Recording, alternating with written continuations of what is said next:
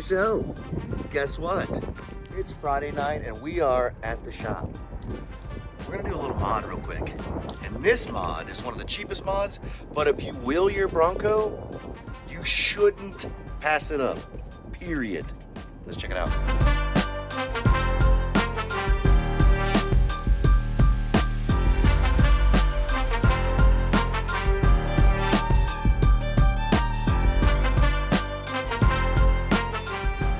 Okay, come here.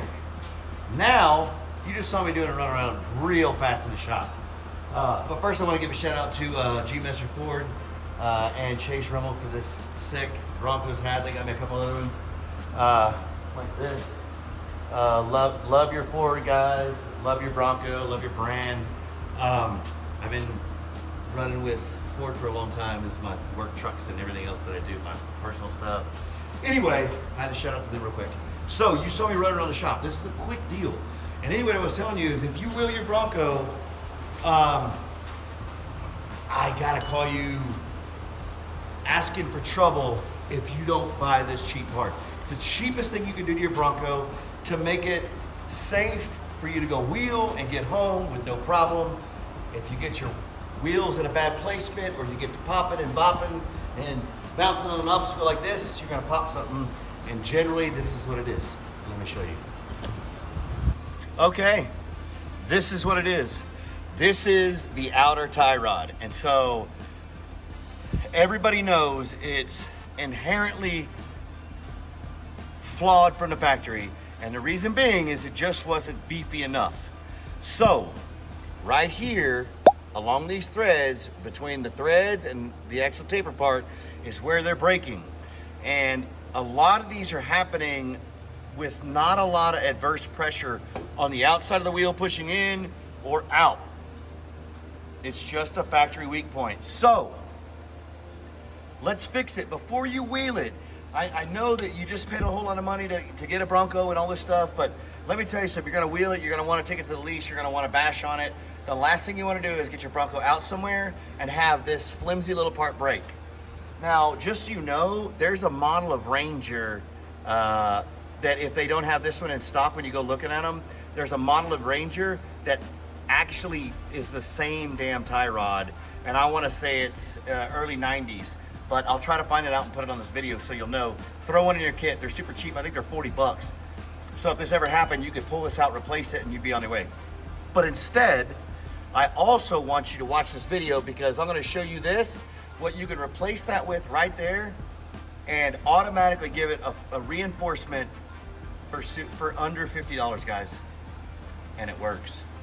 When I say cheap, I mean cheap. This is one of the best reinforcements you can do for your Bronco if you wheel them, and it's super cheap. It's under 50 bucks, like I was telling you. And I just think you're crazy if you don't do it. It took you 30 minutes in your garage, in your parking lot, in your driveway, at work, on your lunch break. Let me show you. There it is, guys. Look at that.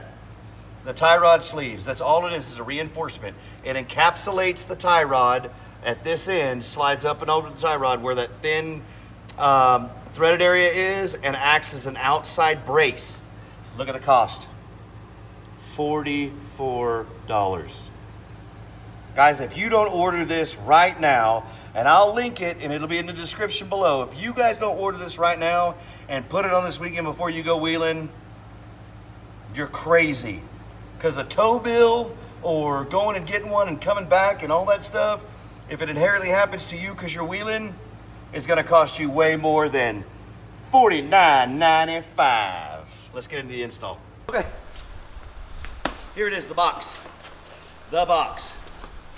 Move the hammer. Some instructions, pretty simple. Tells you what you need. Tools needed: floor jack, jack stands, hammer, 21mm wrench, 22mm wrench, and the kit comes with 2 tie rod sleeves.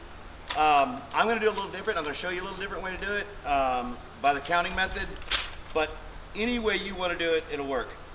I know it's not color, but the directions and the pictures are very detailed. It shows you exactly how to do it, and it's very easy. When I said I'm going to show you the counting method, you'll see here in a second when we do it. But anyway, It's really simple. In the kit, I mean, what's kind of neat is, I mean, you get a warning, but you also get a sticker in here, right here, for the guys that do like your service, if it's Ford or whatever. You can put the next service, you know, so you'll know when to go in there and tighten them, you know, and it tells you check and retighten wheels after 50 miles. All suspension components must be retightened at 500 miles and then every 3,000 miles. So you can check it and look at this and know that you're gonna, you know, your next oil change will be in, you know, 8 weeks. Put 8 weeks. The next one after that be 16 weeks. And then after you check it the second time, I'm sure it's pretty much gonna be tight and in a situation where it won't move again. But here they are. Pretty simple. Let's get up here. So, here it is. Steel sleeve, that's all it is. It's threaded on one end. This side is tapped and threaded. You can see them in there. And then this side is just a pass-through. So what this will do is, imagine here. So where this joint is on my finger is the weak point, right? So if you slide this over, now it encapsulates it. Guess what? You know what it can't do? It cannot break right there anymore. So that's essentially exactly what this is doing. It's ingenious for as cheap and as easy as to fix it, because it really does take your truck from, you know, you being mildly worried about wheeling it on some heavy rocks to, you know, now, you know, whatever can break is gonna break. But I'll tell you this, for $40, for $45, it's a no-brainer. Do it. And like I said, I'll link it in the description below. Just scroll to the bottom of the description. You'll see it. Rough Country tie rod sleeves. Click on it. It'll take you right there, and then you're done. Let's go. Okay, so here we are. This is where we're going to be working. We have the lower control arm supported by the jack. What we're going to do is we're going to take off this nut. Then we're going to hit this capture right here with the hammer, and it's just a steady whack, a pretty solid whack, and this will pop loose. When it pops loose is how we'll take it off. But before you do that, go ahead and break this jam nut loose, as in this is the condition it's in right now. Before you start, step one is going to be break this jam nut loose, because it's pressed against this, which means if you try to take it off, it's going to be very hard when it's loose from here. So while it's captured, break that baby loose and then roll it back to it. And the reason why is I'm going to show you what we're going to do. Once we bring this back to it and this is loose, we'll count the revolutions around until it comes off completely. And so that you'll know when you go back in, you'll roll it that many times back up, and then that's where you'll know it needs to stay. You'll lock it in here, and then you'll back the Rough Country brace back to it and pin them together, and then you'll be able to lock this in, put the nut back on it, and torque it down. So let's roll.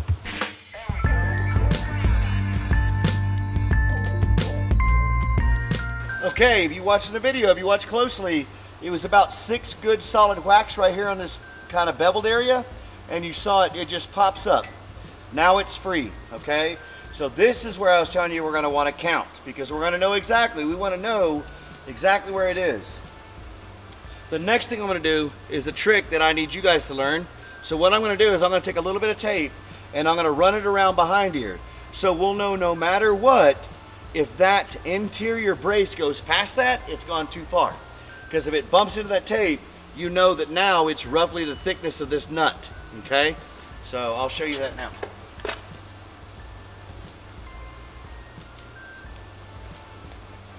Now, you can do a bunch of measuring and stuff like that. I just found this, you know, this is a pretty simple way to do it. And, you know, it doesn't take long at all.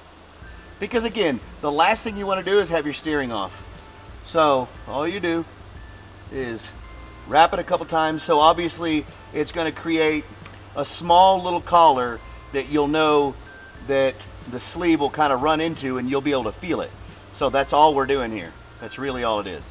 It's just making kind of a collar that this thing will run into when we're done. And a few rolls of tape like that, I've probably been around it 4 or 5 times, and it should be thick enough to where when we slide it on, it'll actually run into it. So now I'm going to take this bad boy off, and it's loose.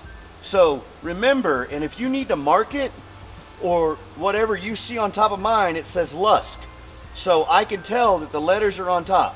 So what I'm going to do is I'm just going to rotate it 1, 2, 3, 4, 5, 6, 7, 8, 9, 10, 11, 12, 13, 14, 15, 16, 17, 18, 19, 20, 21, 22, 22. That's what it was. It was 22 off.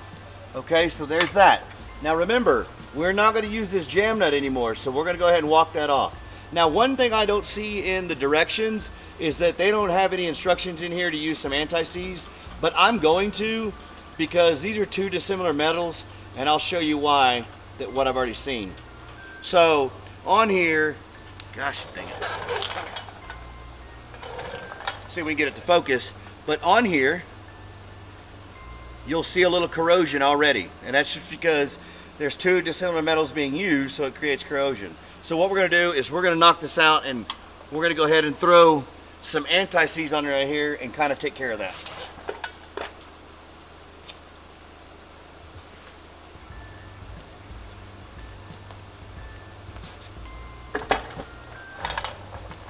Anti-seize, you can get it at your local parts store, AutoZone, Ace Hardware, whatever you choose to shop your parts. So I'm just going to take enough to kind of swap it like that, and as you roll the tie rod brace on, first of all, and then of course the tie rod back onto it, it'll roll it out where you need it to. So now I'm just going to take it. Remember, the unthreaded end goes first, so it's going to slide on, and then you're going to start threading. So now we're going to walk this all the way down to the tape, remembering that we should have 22 revolutions of the actual tie rod back onto this threaded piece to get it back in alignment. And that's what we're doing. The whole purpose of the measurement is for alignment purposes, because obviously, see, it's bottomed down on the tape, so now we know we're good.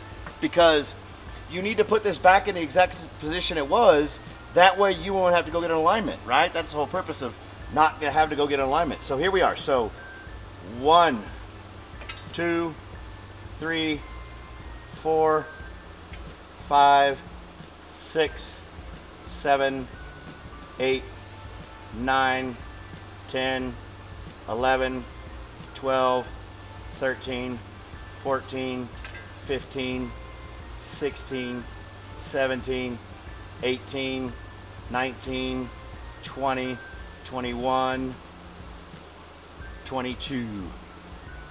And that's where we're at right there. And then you just go right back on there. And now what we're going to do is we're going to go ahead and get some blue Loctite. Even though this is a lock nut, guys, this is something I'll teach you guys all the time. Even though this is a lock nut, I use some blue Loctite on it too, just to ensure, because I mean, I know where I'm taking this dude immediately. I'm going straight to Johnson Valley with it, so we're going to rattle the hell out of it. But anyway, anytime you take something off your vehicle and you know you got to use it for an off-roader, back it up with either red Loctite on something that needs to stay like a suspension part, or something like this with blue Loctite.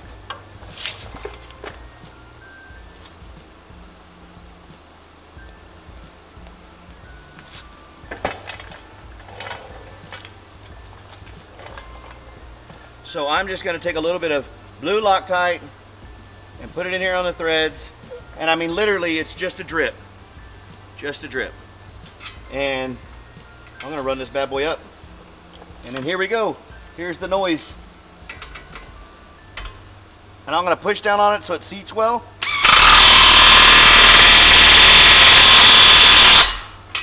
And it's there. Now, the very last step in this right now is what you're going to do is you're going to take this and crank down on it to back it up against this rod as tight as you can get it, right? So I'm just going to take, of course, my everyday wrench.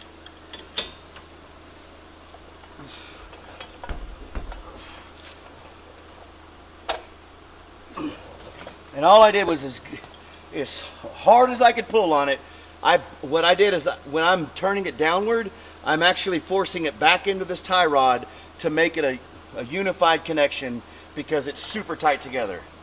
And then once you've done that, so guys, we're done with the install on this side. Literally, all I have to do is put the tire back on and move to the other side.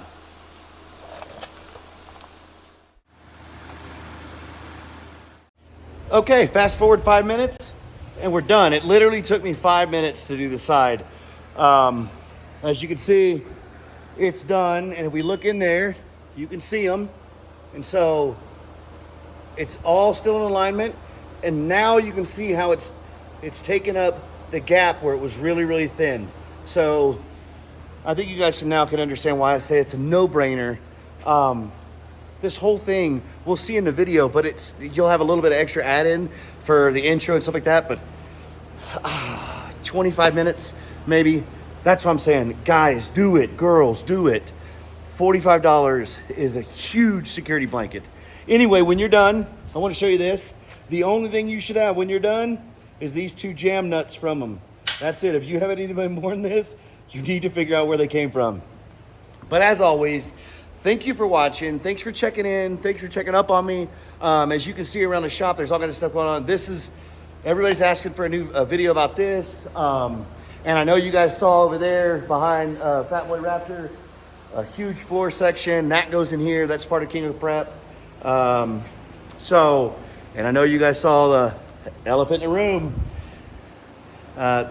Those are getting ready for this guy. So there's lots coming. And I'm trying to jam it in with work. Work's crazy right now. And then of course, doing this stuff on the side. You can see it's super dark outside right now, and I'm just cramming in everything I can.